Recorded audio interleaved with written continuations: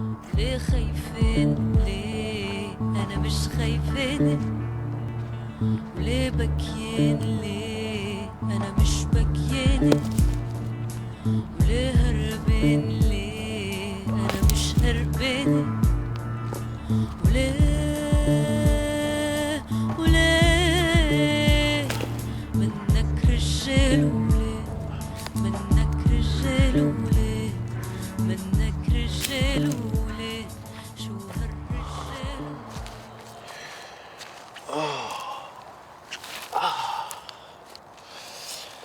Un bras de fer avec son enfant.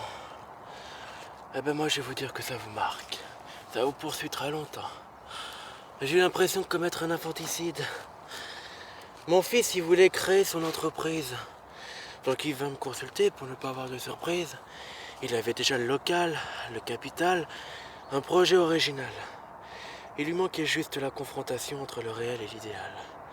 Donc j'ai accepté de sonder avec lui le cœur des choses. Tu comptes t'installer quand? Ah, dès que possible. Question de formalité administrative.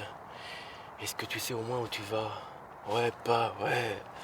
Attends, tu vas pas réciter la chanson dans quel but et pour quelle fin, putain. Parce qu'aujourd'hui, tu sais, tout est question de moyens. Quand on les a, c'est les fins qui se bousculent au portillon. Et dans mon fort intérieur, je me disais, mais nom de Dieu, mais qu'est-ce que j'ai mal élevé. Est-ce que ça t'embête qu'on fasse ce parcours dans nos têtes, lui dis-je. Ouais, si tu m'épargnes tes prises de tête théoriques. Eh bien, détrompe-toi.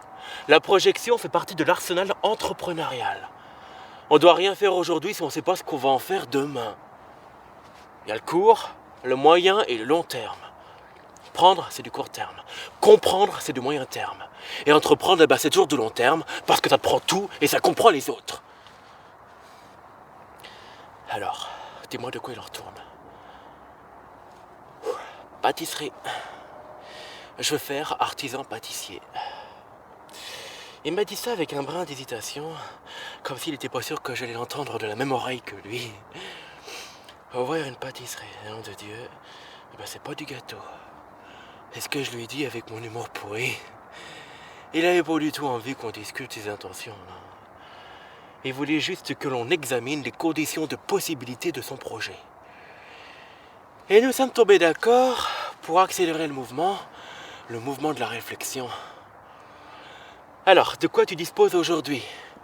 Du local, du capital, puis d'un projet, qui à mon goût n'a rien d'original, mais bon.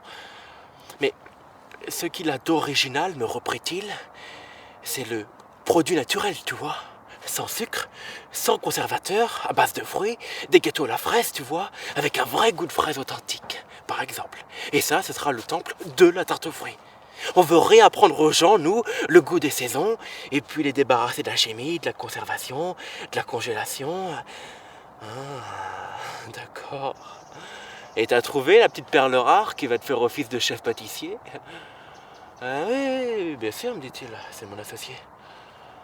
Ah, c'est par là qu'il fallait commencer, par la cause efficiente. Parce que toi, dans l'affaire, tu n'es que la cause, excuse-moi, matérielle ou formelle.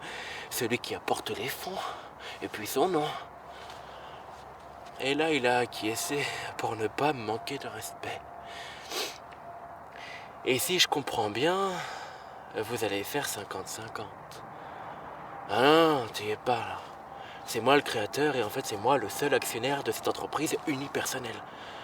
Attends, je te garantis qu'il aura un super bon salaire. Ah, me voilà rassuré, lui dis-je, d'apprendre que mon fiston, il exploite déjà son associé avant même l'ouverture de l'exploitation. Et demain, qui va servir tes délicieuses confiseries? Celui qui a passé la nuit à les préparer ou celui qui se croit tout permis parce qu'il a cassé sa tirelire? T'entends pas, tu y es pas, renchérit mon fils. Demain, on engagera quelqu'un pour servir et quelqu'un pour tenir la caisse. Et après-demain... Attends, pour après-demain, c'est moi qui vais répondre. 3 serviteurs, un caissier, un expert comptable. Et après-demain, un déménagement, un réaménagement. Et là, c'est plus un simple bocal au service des petits poissons, non. C'est un local géant, avec une dizaine de serviteurs, 2 ou 3 caissiers, un conseiller fiscal pour qu'il y ait toujours des cerises sur les gâteaux. Et après-demain, l'extension complète. Attends, que dis-je? L'explosion.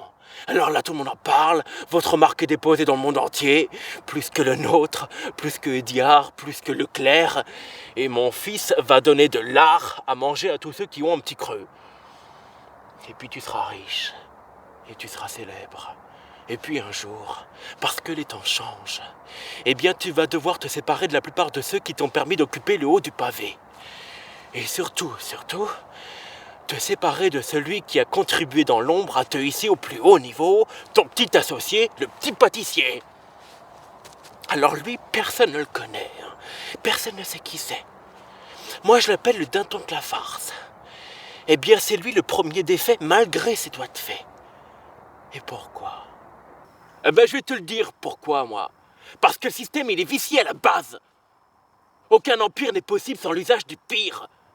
La marche, la progression, l'extension, puis l'exploitation des hommes par l'homme.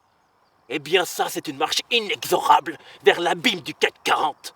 C'est marche ou c'est crève. Alors, je suis désolé de t'exposer ma petite pensée d'ouvrier. Peut-être parce que j'ai pas pu m'empêcher de m'identifier à ton ouvrier, ton petit pâtissier, l'ouvrier des ouvriers qui se trouve aujourd'hui au bord de la société parce que lui, à part sa peau, il n'avait rien à investir. Alors mon fils, je t'aime aujourd'hui. Oui. Et si je te raconte tout ça, bah c'est parce que demain je suis pas encore sûr de t'aimer.